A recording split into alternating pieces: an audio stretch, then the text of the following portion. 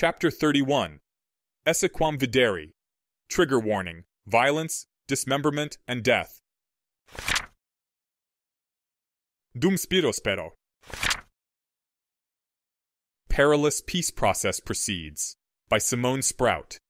Delegations from more than 30 magical states will meet today at the Tower at Hogwarts for the start of important peace talks related to the recent unrest around the world, along with influential representatives to the Confederation and key Wizengamot members.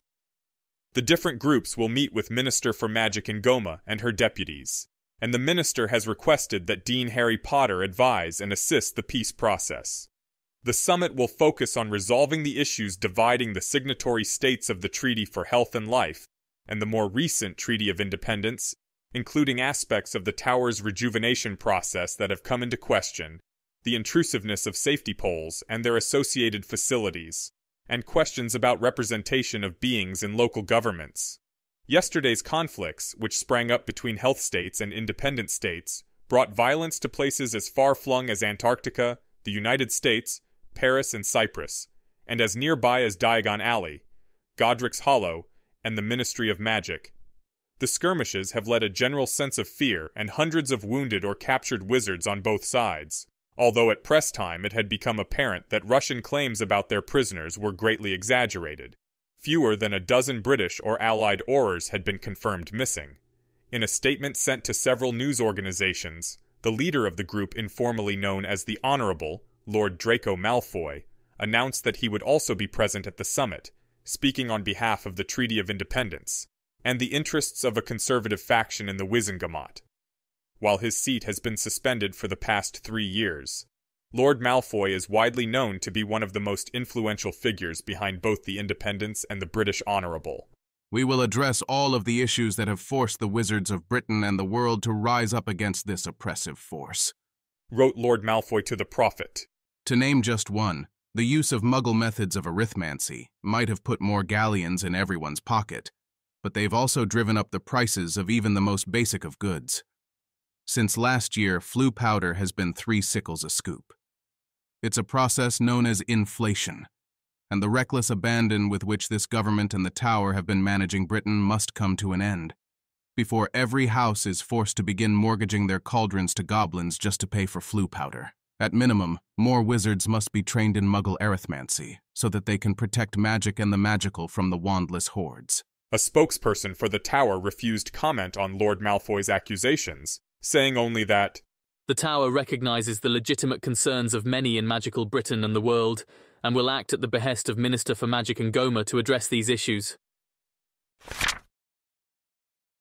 Office of Harry Potter Evans Veres, Hogwarts, Scotland, November 20th, 1992, 8:23 a.m., 7 years ago. Over there, said Draco, pointing at one side of Harry's office. Just 8 beds. No, 10 of them. They should be appropriately simple in style, but of good quality wood. And keep quiet about it, would you? The house elf frowned, ducking his head down and shaking it from side to side briskly, like a cat worrying a mouse. I'm most sorry, my lord, most sorry, but we cannot. Students are not permitted to order furniture, unless a prefect issues the request. I know you were allowed to order furniture by Professor Quirrell's orders, sir, but he is no longer employed here. I am most sorry, my lord, but perhaps I could go check with your prefect. Please just take care of it, Cuddle, said Harry as he walked in through the door. His wand was out, and he was walking backwards, carefully maneuvering an enormous box of dull gray metal that was floating along behind him. And treat all those sorts of requests from Draco just the same as if they came from me, please. He paused and looked over his shoulder at Draco, who was glaring at him. Sorry about that, Draco. They don't... Mr. Potter, sir, I'm sorry, but you cannot order furniture either, unless I check with one of your prefects or a professor. I am most sorry, sirs, said the elf. He lifted his hands up to his ears and clutched them nervously. I have no choice, you see. Draco was smirking. So the legend in his own time, Harry Potter, still isn't allowed to order furniture either. He hasn't been made secret headmaster or professor of self-importance or anything like that. He still needs to trot off and check up with, Robert Hilliard or another prefect before he gets a new chair. Yes, my lord, said Cuddle, twisting his ears in his hands. He was a bundle of busy energy, and he was holding one foot slightly off of the ground. It trembled as he stood there. It wasn't clear if this situation was making him uncomfortable, or if he just found it intolerable to stand still. Well, it's just... started Harry. He floated the metal box over to a corner and let it come to a gentle rest, releasing his spell. What about curtains? Can he order curtains? Asked Draco, and now his voice was saccharine sweet. No, my lord, Said Cuddle. Said Harry, turning around indignantly. How about a goblet with his initials on it? Wait, sorry, I'm being silly. There wouldn't be enough room on a goblet. How about a bucket? Said Draco, folding his arms in front of him. There was a look of tremendous delight on his face. No, my lord, Said Cuddle, vibrating in place with anxiety. You're bothering him. Said Harry, frowning. There was no sense causing the strange creatures any discomfort. They had enough problems. He turned to the elf. Please just speak to the deputy headmaster about it. I'm sure he'll give you instructions. Yes, sir, Said Cuddle eagerly, letting go of his ears with obvious relief. He snapped his fingers and vanished, leaving only a nervous quiver in the air as he departed. It's important to know the rules, Said Draco with a grin, walking over to Harry. I was using the Socratic method to discover the exact... Listen, my melanin-challenged friend, Said Harry. if you tease them, you're going to end up with hardtack for your tea. I have my own elf anyway. Draco said. He waved a hand dismissively, his sleeve swaying. The boy was wearing his Slytherin robes, even though he wasn't technically a student anymore. In fact, by the laws of magical Britain, he wasn't even a child anymore. He was nobility, and he'd achieved at least 5 OWLs. 7, in fact. So he was an adult in the eyes of the government. He pointed at the metal box, which was nearly as tall as Harry. What's that? A Muggle computer and some car batteries. Said Harry, brightening. I know that it's hard to get electronics to work around magic, but this is a half-inch of lead. I'm going to put a larger cube of lead around it with a sliding cover, and only then open up this one. If this doesn't work, I'm going to try using plates of goblin-forged silver. There are some big platters on a shelf near the Hufflepuff greenhouse that look pretty fancy, and I bet they'll work. My hypothesis is that stray spells are to blame. Probably a particular sort of spell, too. Charms like Verdimillious or the like. Muggleborns have been trying to get electronics to work, mostly televisions, in Hogwarts for 50 years. Said Draco, shaking his head. You're wasting your time, Potter. Think in terms of opportunity costs. You could be doing more useful things. We need some propaganda, for example. You're terrible at it. And we need to sow some false leads about how we're doing the healing. The fake metamorph magus research I mentioned. I know. I'm trying to get all of those things in motion, too. We're going to optimize the world, and that means trying to coordinate 1,000 different things and manage the million different consequences. Even the transition to a post-scarcity society someday is something we have to think about now, whether or not we even want to do it. Harry shrugged. But I still need some time to myself. I'm not sure how long I could keep it up if I locked myself in a box and spent every waking minute devoted to other people. So, computer. He smiled. And I know other investigators have worked on this, but I bet those other investigators weren't using the scientific method. Whatever the problem, we'll probably end up just needing some sort of shielding. If nothing else, we can just keep transfiguring different sorts of insulation. In somewhere between a month to a year, we'll be compiling code.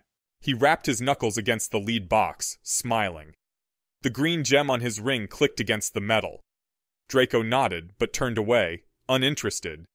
He walked over to one side of the office and tapped his foot. 10 beds here, and we'll station some patrol wizards over here and over there. 4 in here, 4 at the entrance, and 2 down the hall. 10 more patrol wizards to manage the journey here puts the security staff at 20 at any one time. A total of maybe 60 or so. Moody agreed to this plan? Asked Harry, raising his eyebrows. Bringing in the MPL? MLEP. Corrected Draco, and Harry made a face. And no, he hasn't yet, but he will. He wants to close Azkaban, ever since he and Hermione went on that trip to Wales, and more staff will help. Draco paused, as if considering his words, then spoke. 47 members of the Wizengamot. 5 seats are just out of our reach on any vote. Lestrange, Crab, Knott, Canop, and Caro. Their Cums ad litem are all old family retainers or allies, and they were all picked specifically to be beyond influence. McGonagall and Bones made a mistake with Jugson's ad litem, since they picked Clancy, and he's a closet euphoric. Still out of our reach, but we need to keep an eye on him in case someone else picks him up. Harry raised a finger to interrupt, and Draco paused. We might be able to fix that. I have plans for advancing the human body, and fixing the mesolimbic pathway is one of them. And you said not twice. Canop, said Draco. New blood from the 19th century. He moved on. My mother is exercising my own seat still, and that will continue. Same with Goyles, held by his uncle. Those are in reserve. Our independence is assumed, and the fact that we're working together is still quiet.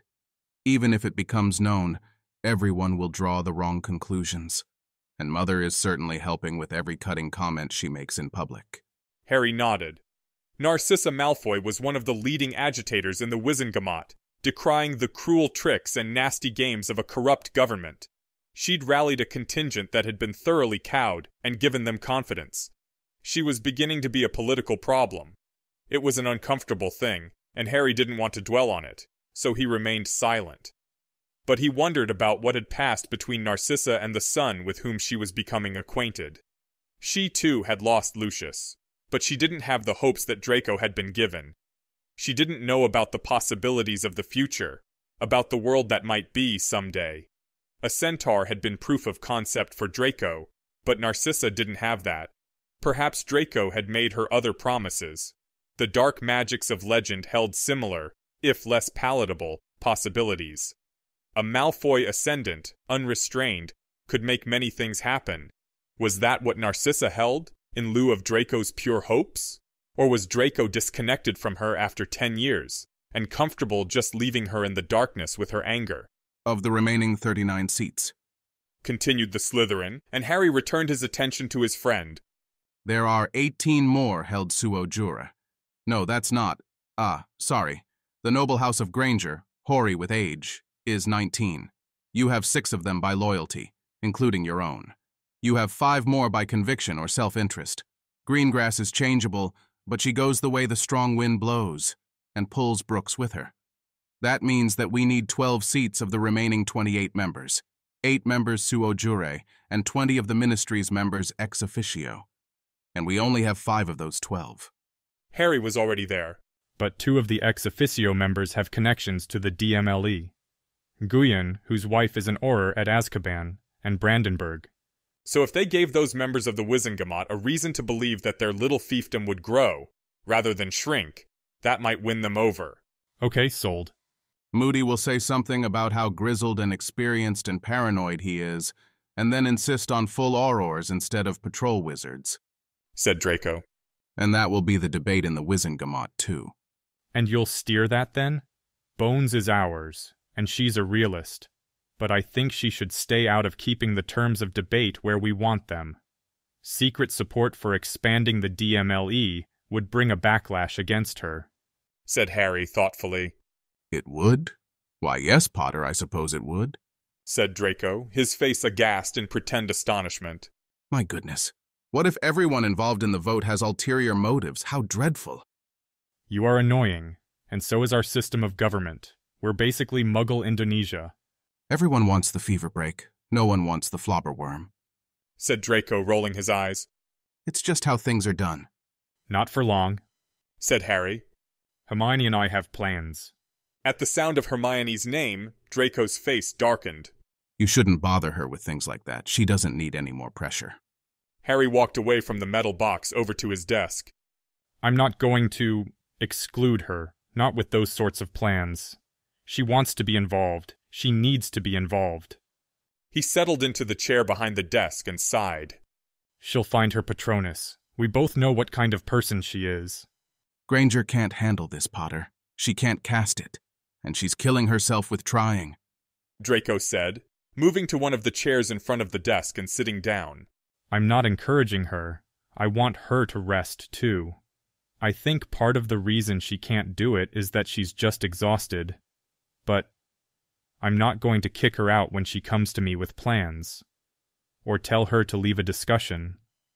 When Lesath disappeared last week, she searched for hours, and came to me even later with a plan for searching the Forbidden Forest. How do I tell her to stay out of it?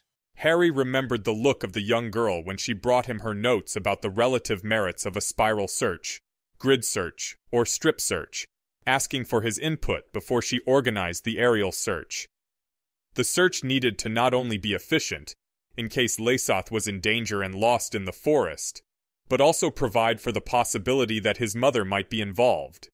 But she looked like she was paper-thin with weariness, nervously plucking at the green and gold necklace that Draco had given her for her birthday 2 months ago. He'd told her that she needed to take a break, but he'd known that she wouldn't, and that he shouldn't force her to. Draco scowled. It'll be on your head if anything happens to her, he said with a note of warning in his voice. No, it won't, Harry replied heavily. And that's the point. Sometimes things get bad for someone. Sometimes they get really bad. But that doesn't mean you take away their choices, because... He gestured at the air, searching for words. Because sometimes you don't know what a person's made of, what they can be. John Snow Center for Medicine and Tower School of Doubt, The Tower. April 30th, 1999. 5:12 p.m. now. Seal the hall, shouted Pip, shoving wildly at the broken corpse that was slumped across his chest. He pushed it up and back enough to kick himself free, scooting out from under the body of the attacker. Seal it, hit the whalers, set up a perimeter. Fernandez didn't reply, but complied. He slammed the steel-bound door, and the air crackled as he engaged the seals, cutting the general ward and the rest of the clinic off from the north corridor with a shield of goblin silver and a dozen readied enchantments. Pip put a hand on the wall and hauled himself to his feet, jamming his fingers into a ragged scar on the stone for a handhold. His wand was already raised and pointing down the corridor again, although he didn't even remember picking it back up. He gathered his will and put up a prismatic shield, pushing it out so that it intersected with the walls and blocked off the corridor entirely. Once it was stable, he began putting up the umbrella barrier bauble charm, the logical next step. J.C. Crane pushed him to the side with her shoulder as she stepped up next to him and began preparing second-step wards for when his shield went down. He spared her just enough of a glance to see that she'd healed most of her face. The skin was shiny and red. She'd rushed through the job so that she could get back into the fight. Pip didn't even know how they got into this situation. 1 minute, everything was as quiet as a Gryffindor brainstorming session. He was on post outside of the clinic in the north corridor, trying to think of something intelligent to say to the Norden Auror stationed with him. Tilma Kulgora was extremely beautiful and tall, and he was fairly sure they actually knew each other from when he'd been at Nurmengard. The next minute, the response abacus began clacking loudly, and the attackers had already streamed out of the receiving room, charging down the corridor. Their enemies were all men, covered in red scars and howling in between curses. They favored the Hontime Curse, Epos Fire, and other nasty dark curses, but they didn't bother with tactics or shielding, or even the Killing Curse. They seemed entirely mad, raving with anger, eyes wide and mouths stretching in screams that were so fervent that the muscles of their necks stood out from their flesh. Kulgora followed protocol and spun her time turner while Pip began to stun and incarcerate the attackers. Fernandez and Crane joined him from within the clinic moments later, after ensuring that the pair of Aurors in the discharge wing were ready for action. But even as the 3 defenders began taking down their opponents, there was an explosion of golden particles as Kulgora screamed and began to dissolve. Pip had just enough time to look over and see her time turner malfunctioning, spitting bright motes of light that were eating away Kulgora's flesh like bloody basilisk venom. Then she was gone in a final swirl of fragmented light, although her scream lingered, sounding like it was calling from some great distance before fading away. The burst of gold that accompanied Kulgora's death sprayed out on the others. It took off Crame's face like a peeler and ate an irregular pattern into the stone of the walls. Crame collapsed behind Pip, blood pouring from her face, screaming. Even as Pip fumbled with his free hand for his bubbler, he could hear a voice shout out of the resonator inside the clinic, yelling in the device's quavery metal voice not to use time turners, that there was a new spell, that there was an attack, that everyone should adopt Protocol Apple. It must be Russia. It's always Russia, he had time to think. And then there was no more time for thinking at all. It was hard to know exactly how long he'd already been fighting when Quam got back to her feet, but it was long enough that the corridor in front of them had been piled with bodies, 2 or 3 deep, and at least one incendio had scorched Pip's left arm and the side of his neck. He understood now how they'd gotten through the receiving room. There were so many of them that they must simply have swarmed the Aurors. They were fighting like muggles, using brute force and superior numbers to overwhelm. Even the most skilled fighter they had warned Pip in training couldn't reliably win in close-quarters combat with more than 3 people. Madame Bones had put it bluntly. You only have 1 wand and 2 hands. Pip felt the umbrella barrier bauble charm set into place, although it was too noisy to hear the quiet tinkle of bells that accompanied the ward. Their attackers had closed the distance to Pip and Quam, now that Pip had stopped cursing, and they were already hammering on his prismatic shield. He pulled it out of suspension before it could be lost, and put his will behind it once more. 6 attackers, 7, no, 8, with more arriving every moment, were firing curse after curse into the shield. 3 more were simply smashing the rainbow shimmer with their fists, squeezing into the corridor so that they could beat themselves bloody on it. Pip felt a tap on his shoulder from Quam, and he released the shield. The 11 attackers who'd forced themselves into the space fell forward into the bauble charm. There was a heavy thump to the air, so powerful that Pip felt his entire body shudder from the proximity of it, and the charm triggered. An invisible wave of air expanded down the corridor with crushing force. In the narrow confines, all of its strength was concentrated. Most of their attackers were pulped against the stone walls, which themselves cracked and shifted under the pressure, while the rest were forced back to the entrance of the tower, where the north and south corridors split off from each other. There was no time to rest. Quam had her own baubles already cast, and they both moved forward a few steps, to give themselves a place to retreat if necessary. They could hear the low-pitched sound of the whalers in the clinic behind them, charged and ready, in case Pip and Quam fell and the seals were broken. Defense in depth. The enemy surged forward, screaming and howling and cursing, some of them slipping on the blood and viscera that was thick on the floor. But Quam was with him, and they could handle this. Pip grinned and drove them back, firing off rapid depulsos. Easy to cast, and it gave Quam a chance to lace into the packed mob with a severing charm, surgically placed. They'd keep up the teamwork until they had a chance to create another breathing space, a moment to move forward and push back against the attack. If they could force back these lunatics to the receiving room, they could use the first door shield. It didn't matter if there was an army being sent in against them, not with that shield. They could lock it in place and wait for the rest of the DMLE to relieve them. Or even better, leave it just enough ajar that they could flood the receiving room with something called halothane. Pip didn't know exactly how it worked, but he'd been told its name and a rough idea of what it did, and that was enough to transfigure it. They'd put everyone to sleep. And if that didn't work, if the madmen had presence of mind enough to counter such a simple attack, there were other things that could be done. They'd not only hold the clinic, they'd push these bloody bastards right out of the tower. Someone at the summit had betrayed them all, but they hadn't reckoned on Tally Pirup's son. There was someone new at the end of the corridor, not just another raver. A woman in black. She kicked a shrieking man out of her way as she stepped into sight. She was calling something, but it couldn't be heard over the tumult. The woman had a shield up, and it turned aside Pip's first few sallies. Through unspoken agreement, he turned to fighting the lunatics, instead driving them back with a flurry of curses delivered with such speed that he felt his magic strain. Quam engaged the woman. It was over in a moment, and Pip didn't get a chance to say anything. He only heard the words, clearly this time. Avada Kedavra! Quam fell to the ground beside him, lifeless and limp. The woman turned and stalked out of sight, away from the north corridor. She was going elsewhere. Pip was alone. The madmen howled and attacked. It was Moody's plan, at its heart. A well-designed security system must plan for the harmless, the foolish, the stupid, and the insane, and yet still defeat your most clever enemy. Herpo the Foul, creator of the Horcrux spell and one-time master of Greece, is said to have put it this way: your trap must be a windmill, engaging the intruder with each new blade and forcing them to react. Not that it did him much good, since he tangled with one Auror too many in the 16th century. There's a lesson there, too. Don't brag in public. The south corridor led to many of the smaller research stations and to the meeting room. Past those, there was material methods and the survey station and all of their incredibly valuable projects, spheronautical equipment, new weapons, and the lot.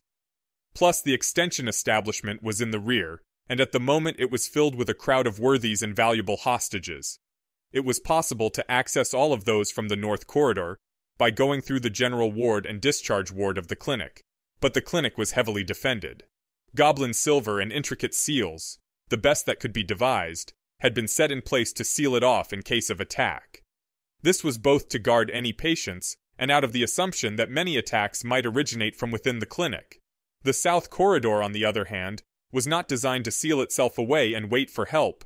It was designed to disable or kill any attacker who managed to get that far.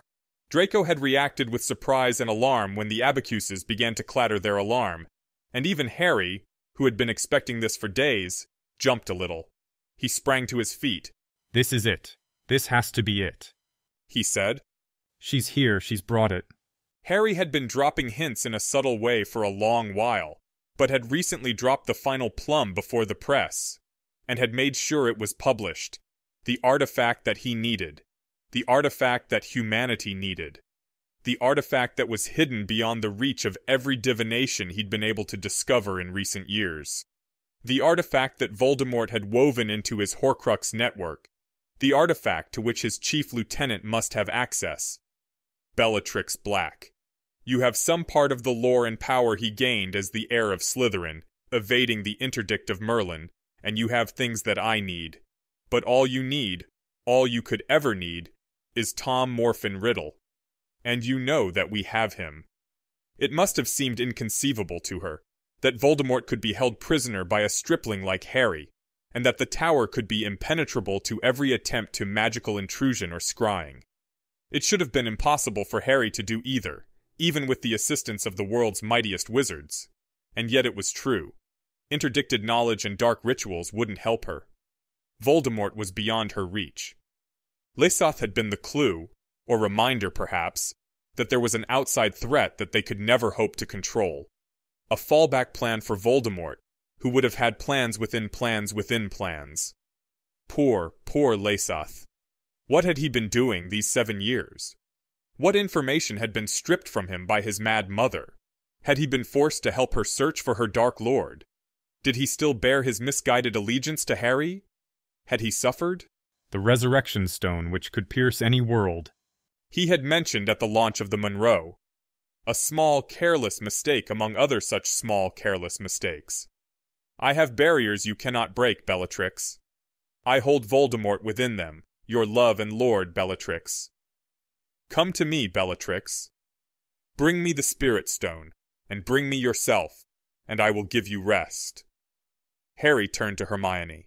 We need the resurrection stone. She will have it with her. She must have it with her. You should go to the extension establishment, she replied, getting to her feet. It will be safe. The Brahmins and the Siberians, the Rakshasa are both there, along with the returned. Send Tonks here. Harry shook his head. I need to be here. Don't you have to go? No, the vow won't make you. Hell, this is not the time to argue, said Hermione, gritting her teeth. Like a play, indeed, she muttered as she turned to Draco. He's being an idiot. Go get Tonks and Hyouri and keep an eye on all those fancy people and make sure no one overreacts. Draco walked to the table and picked up his cane. Use your mirrors and tell that American to sort everyone out. He can get on a stepladder. He'll do just fine.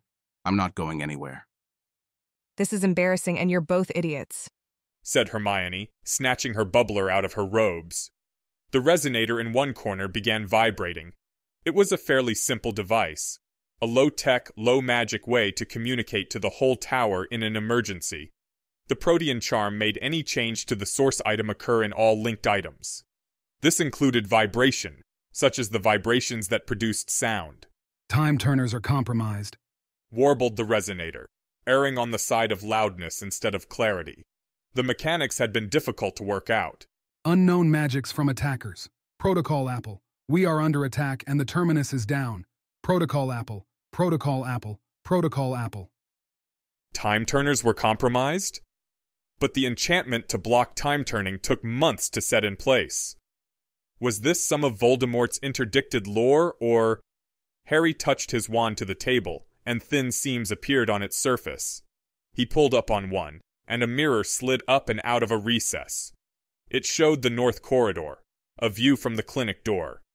There were Aurors there, and they were fighting. He couldn't make out the identity of the defenders from their backs, but he could see the attackers, screaming men in ragged clothes. Low skills, but there were dozens of them. Thankfully, the defenders seemed to be making short work of each one as they appeared, entangling and rending them apart with fire. There should be 3 Aurors there, though. Ah, and the missing one had probably tried to use a time turner. He opened a second display. The south corridor was similarly defended.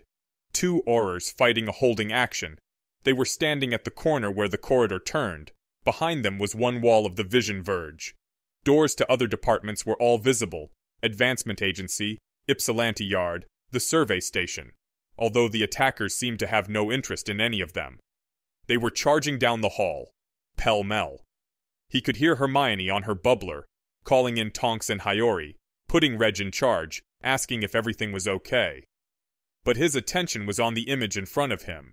He wished a view of the receiving room was possible. How many were dead there already? One of the Aurors in the south corridor conjured strong blasts of wind, forcing back their attackers for a moment, while the other knelt and touched his wand to the floor. The Auror whispered the command word, and the traps engaged. With a series of tiny explosions so quick they sounded simultaneous, pitons blew out of the walls as pneumatic pressure was released. 50 metallic projectiles erupted from one wall into the opposing one, burying themselves into the stone at odd angles. Only one enemy was struck by the attack. A hooting man with long hair and half his face raked with red scars fell to the ground screaming as a metal bolt passed through his shoulder. The others only paused for a half-second, then leapt to the attack, screaming derision and madness. The one in the lead whipped his wand forward, shouting a curse, but his voice broke into an inchoate scream. He staggered to the side as blood began pouring from his chest, and an invisible blade cut further into his flesh, sectioning out a wedge of meat and bone. He fell backwards, gurgling, and a second carbon nanotube bisected him. He died with bared teeth. The other madmen screamed and twitched as they met the edges of invisible razors, cutting themselves as they tried to move forward or duck or jump. They fell all to pieces. New attackers appeared at the end of the hall, and the Aurors brandished their wands, leveling them over the gore-strewn ruin. Beads of blood and gobbets of flesh were suspended in the air, but they went unnoticed, and the shrieking men, covered with scars, gave themselves terrible wounds on the first few razor wires.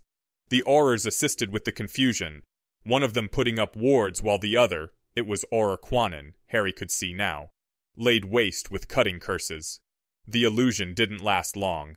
One of the scarred men obliterated his neighbor with a wash of fire, and then snarled something and jabbed a finger at the corridor. Quanin took him down during the pause, lashing him with wide wounds that brought the attacker to his knees. But the damage was done. 5 other attackers, as many as could wield their wands abreast in the corridor, began to fire curses at the walls and Aurors from afar. Those behind them howled and gibbered, climbing on each other to gain a narrow window through which to fling a curse at Quanin and the other Auror. The pitons were easy to break free from the wall, and most of the attackers had no trouble blowing apart the anchoring on one side or another with Deprimo or other blasting curses. They suffered Quanin's attacks in the meantime, falling wounded or dead until the floor at their end of the corridor was slippery with blood and viscera. She was using more gusts of air as well, to knock them off balance. Despite this, they still had the weight of seemingly unlimited numbers. More than 100 attackers had already poured into the north and south corridors, forcing their way through the golden entrance of the tower. There were simply too many, and they managed to disable a dozen of the razor wires before the gas reached them. Individually, the tanks of cyanogen chloride were not very large. When Moody and two unnamed and grim-faced aurors had installed them within the walls, behind the firing nozzles of the razor wire pitons, they'd wanted to work with small quantities. The gas caused choking, a burning sensation on any affected skin, blindness, and, quite rapidly, death. It didn't need to be inhaled. Any contact with the skin would burn and bite and sicken. Even with transfiguration protocols in place, they'd been worried about an accident going out of control. Harry hadn't been able to be within sight, much less close enough to help. It was just that dangerous. Immediately, the madmen began choking and spluttering, clutching their faces. All of their exposed skin was probably being affected, but mucous membranes were the most sensitive. Harry leaned forward, squinting at the image. Was Bellatrix in that mess of thrashing and howling bodies? He glanced over at the other image. No, there she was, laughing and staring with wide eyes down the north corridor at the clinic. She must have gathered at least a little information about the tower. She must know there was nothing for her down that path. She had no reason to. He shut his eyes in spite of himself, as Bellatrix whipped her wand forward and sent a bolt of green coruscating down the corridor. It struck Crame, and she fell to the floor, and then she was gone, moving towards the south corridor, heading for him. Harry glanced over his shoulder to see Tonks and Hiyori arrive at the meeting room. Tonks was just beginning to make the change to Harry's appearance. She looked pale but determined. Hiyori looked as blankly belligerent as usual, her wand ready in her hand. Hermione was in a hushed conversation with them both, telling them about all the traps, including the final one. No danger there. They were both battle-hardened and trustworthy. Bellatrix Black and something like 200 werewolves are attacking. Harry called over to them. His voice was calm. He felt calm against all reason. Hide, commanded Hiyori, scowling at him and pointing a finger at the door. Harry just shook his head. Hermione was digging in the pouch at her waist. Harry, it's irresponsible for you to stay here. Go to the establishment with Draco. Organize that line of defense. I need to be able to speak to her, Harry said. It is astoundingly important that I speak to her. He deliberately stopped his next words, which were going to be, if she even makes it this far. Of course she was going to make it this far, and she probably had tricks he didn't know about, and plans of her own and everything else. Was it really so important that he confront her? That he look her in the eye and speak to her? Don't worry, my trusted ally. There's no way that the enemy and their ill-equipped army will manage to penetrate to the center of my fortress, past all of my traps. I won't deny myself the pleasure of watching their demise. And if they do make it this far, then I want to look them in the eye when I defeat them with some of the most powerful objects in the universe that surely will never leave my control and threaten all of mankind. Years of planning with Alaster, and you're going to tell me that you think it's sufficiently pessimistic to think pneumatic tubing is going to do the trick here, said Hermione, openly scornful. I'm stupid, agreed Harry, and started for the door. Is this cowardice? He started, but he couldn't think of anything good to say. He couldn't think of anything that had enough weight. That sounded right. Harry, go, be good, Hermione said. She was pulling on her golden gauntlet, and the cloak of invisibility was draped over her arm. Harry set up a bubbler before he went, setting it on a conjured stool in a corner with a clear view. Then he left the room, walking with hurried steps out through the rear door, heading to the extension establishment. out of the way, little men, snapped Bellatrix Black as she approached the corridor. But she saw that very many of them were unable to obey, thrashing and choking. Bolesco, she cast, and a bubble swelled from one nostril until it encompassed her head. She felt lightheaded, and there was a mad dash to her pulse. Here, here, here, here, my lord. I'm here. I'm here for you, for you, for you, for you, for you, for you, for you. And she stopped her thoughts before they went too far, before she started laughing again. Time to fight, time to kill, time to murder. Despite herself, she giggled at that, a bit. A bit. Bits and bits. Bits and bobs and blobs. For you, for you, for you, for you. she chanted in her head more calmly. Her skin was burning. Transfiguration attack, airborne acid. You are too slow, Bella, and now you are dead. Do you feel that? Listen to me. Do you feel that? That's your brain dying because you can't breathe, Bella. I will save you because I love you, but it is important that you remember this. Remember how it feels. Remember what to do. Listen to me and do as I say. Look at me, Bella. Listen to me and do as I say. You will learn how to fight. You will learn how to live. She sent a wave of fire down the corridor, roiling and white-hot, feeding and growing on the air itself. 24 men burned and died. Her men, her little men. Little wolves, pups, puppies. She couldn't smell the air, but she knew what it must smell like. Fire in the air smelled rich and nutty and scorched. Oars at the end of the corridor. More oars. More dollies. Curses. Moving slowly, in slow motion. Fighting, fighting, fighting. Obvious attack and supporting attack. Direct and tricky. Jam and butter. Twirl to the side and bring up a shield. Use Bartolomeo's Reckoning. Easy to cast while moving. Redirect the tricky attack and avoid the direct. Move with grace and speed and death. Silly dollies. Do you see this? You had 2 of these, and now you only have 1. You're slow, Bella. My dear, dear Bella, dry your tears. Do you wish to be slow? You will be in pain, or perhaps even dead. I would be so sad if you were dead. The world would be less beautiful, less perfect. For you are a thing of perfection, Bella. But what are we to do? We can put this eye back, but will you still be slow? No, you won't. You're a good girl. You will have something to show Dumbledore. Other attacks moving in, but they're slow and easy to break out of their rhythm. That was the key to good music, playing with life rather than plodding along to 3/4 time like a fool. She danced to the side and whipped her wand down, sending the Bloodfoot curse at one of the Aurors.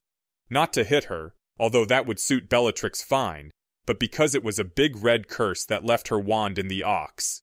She flicked off 2 quick Bertram bolts in the Bloodfoot's wake, but knew a counterattack must already be on the way, and brought her wand down for another Bartolomeo. Ha! B B B B B B B B B B B B B B here be here be here I'm here. Unsuccessful, both Aurors alive, but that was all right. Bellatrix curved her mind in the right shape and clutched with her will at the space before her, wrapping specific thoughts like gloved fingers into the world and dragged them downward. A burden of hard air curved over her, slowing an incoming red curse. A stunner, dollies using stunners. And then laughed another spell of fire downrange at the Aurors. The flames licked and slid down the corridor. Someone underfoot was screaming and screaming.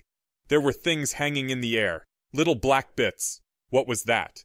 Traps. Muggle traps. Stupid rat muggles with little rat brains. Won't stop Bella. Not from getting to him. If you don't want it, then why do you even try? I can't even look at you. You are some creature. A pathetic, nasty little creature. You're disgusting. It's your soul. That's what's so vile. Thick and clogged, like a stopped-up drain. But you don't even know what that is, do you, nastiness? Why do you do this to me? Why won't you be pure for me? Avada Kedavra. She sang and sent a green bolt down the corridor.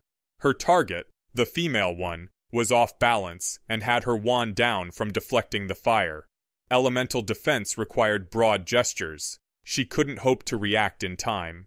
Bella shrieked out laughter as the dolly died.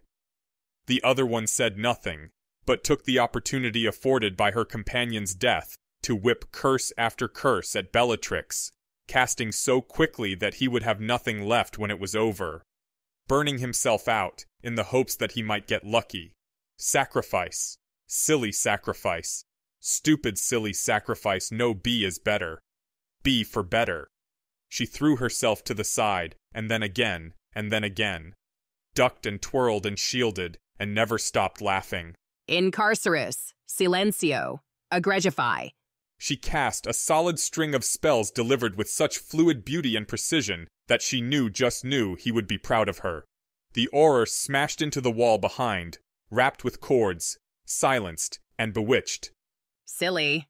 Bellatrix said, slightly out of breath. Not even dying with dignity like your friend. Just dead and failed, little dolly. She giggled and raised her wand. Muggle traps, little rat muggle traps, the sigil of cold earth, traced in red fire. The ancient name of a bitter creature, spoken 6 times. Was she calling some part of that creature, or was there only one in the world? One beautiful bitter beast, feeding on her sacrifice. She willed the sacrifice, felt the bite of burning in her breast. One bitter burning beast. Azreth.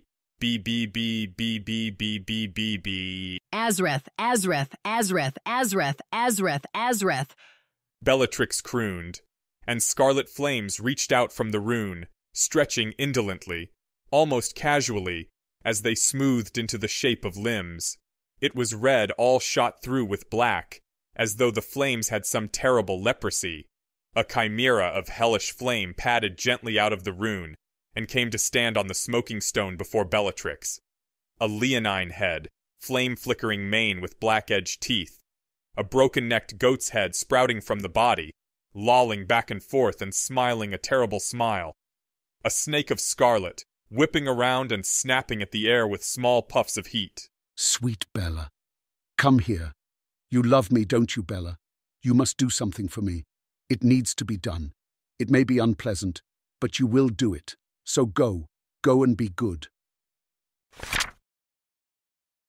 Ergo egre rastris terram rimanturet ipsis, unguibus infodiunt fruges montisque per altos, contenta cervice trahunt stridenti applaustra, non lupus insidias explorat ovilia circum, negregibus nocturnus obambulat, acrior illum, cura domat, timidi damae cervice fugace, nunc interque canesse circum tecta vagantur, iam maris immensi prolem, et genus omne natantum, litore in extremo ceu naufraga corpora fluctus, proluit, in solitae fugiunt in flumina focae, interit et curvis frustra defensa latebris, vipera e attonitis quamis ad stantibus hydri, ipsis est aer avibus non aequus e illae, precipites alta vitam sub nube relinquunt, praeterea iam nec mutari pabulare fer, artes nocent quaesitaeque, cessere magistri, filirides Chiron, amita uniusque melampus, saevitet in lucem stigis emissa tenebris, pallida tisifone morbos agitante metumque, inque dies avidum surgens caput altius effert, balatu pecorum et crebris mugitibus amnes, arentesque sonant ripae collesque supini, iamque catervatim dat stragem atque agerat ipsis, instabulis turpidi lapsa cadavera tabo, donec humo tegere ac foveis abscondere discunt, nam neque erat coris usus nec viscera quisquam, autundis abolere potest aut vincere flamma, ne tondere quidem morbo in luvieque peresa. Vellera nec telas possunt attingere putris, verum etiam in viso siquis temptarat amictus, ardentes papulae atque immundus olentia sudor, membra seque batur nec longo de inde moranti, tempore contactos artus sacer ignis edebat. Then, they say, for the sole time in these parts, white cows could not be found for Juno's rites, and buffaloes instead in ill-matched pairs drew chariots to the lofty treasure house. Men hacked the ground with rakes and dug in the seed. With blistered fingers, hitched themselves to carts, and straining forward, dragged the creaking loads. Wolves ceased to prowl at night around the fold, for sharper worries preyed upon their minds. The timid roe and flying stag made friends with hounds and wandered all around the farms. The brood of the mighty sea was washed ashore. Like flotsam from a shipwreck, and the seals escaped to unfamiliar inland streams, the viper died defenseless in her lair. And water snakes, their scales erect in fear. Birds found the air too heavy for their wings, and plunging earthward left their lives aloft.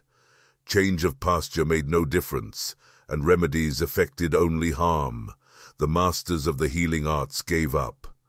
Pale fury, flown from hell's dark depths to the light, Tisiphone drove on disease and fear. Her greedy head rose higher every day. The bleating of the herds, their steady moans, filled all the riverbeds and thirsty banks, reverberating through the supine hills.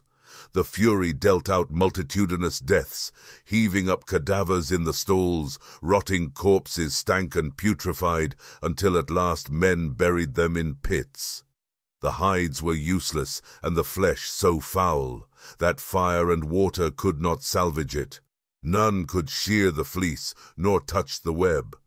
If someone tried to wear the loathsome cloth, he burned and blistered, rank repulsive sweat poured off his fetid limbs, and soon enough his stricken body felt the sacred fire. Virgil.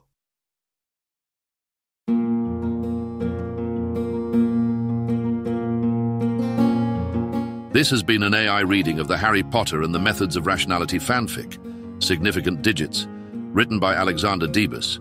You can find the original text at anarchiahyperbole.com. The voice for this project was provided by Aeneas Brodsky. You can hear his true-voiced audiobooks at hpmorpodcast.com. If you enjoyed this podcast and wish to help support the creation of others like it, you can visit patreon.com/AskWhoCastsAI or subscribe to this Substack. Thanks for listening.